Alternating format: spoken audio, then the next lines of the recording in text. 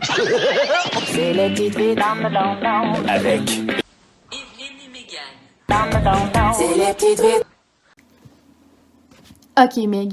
On le sait tous à quel point t'es bonne pour résoudre des énigmes, mais là, j'en ai une bonne. Surprends-moi. Quel est le point commun entre les oignons, les femmes enceintes et les crocodiles?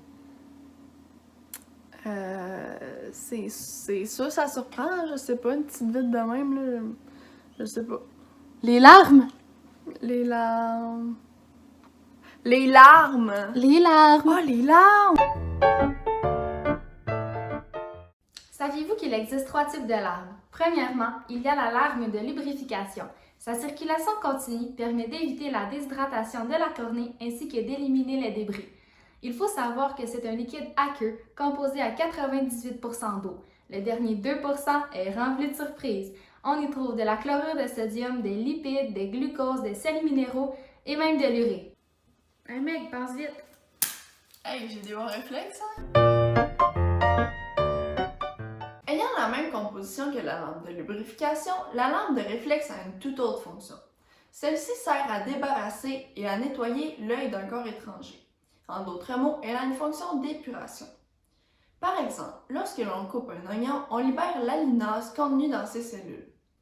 Ce composé volatile et soufré a le même effet qu'un gaz lacrymogène. Lorsque l'alinase entre en contact avec la lampe de lubrification, un acide sulfurique est créé. Quand le cerveau est alerté de sa présence, les larmes coulent. Et plus on pleure, plus ça pique. Plus ça pique, plus on pleure. C'est un cercle vicieux. Hey Evelyne! Amenez-en des oignons!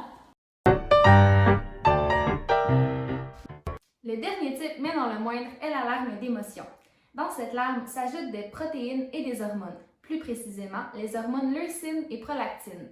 La leucine est générée par la douleur, tandis que la prolactine provient de la production de lait. Cette hormone fait en sorte que les femmes pleurent 4 fois plus que les hommes, et ce, dès la puberté, car c'est principalement celles-ci qui la produisent. Donc, plus on produit de lait, plus on produit ces hormones, plus on produit ces hormones, plus on pleure.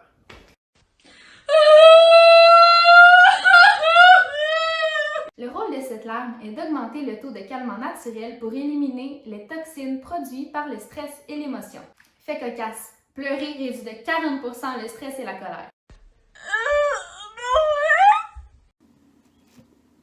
Ouais, mais Evelyne, c'est quoi le rapport avec les crocodiles? Ben tu sais, lorsqu'on dit de quelqu'un qui verse des larmes de crocodile, ça veut dire qu'il pleure pas honnêtement.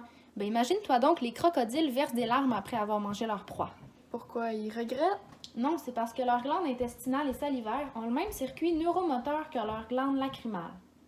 En résumé, le vent, le froid, les oignons et les émotions Sont tous des éléments déclencheurs générant dans le cerveau un ordre donné aux glandes lacrymales d'augmenter la production de larmes.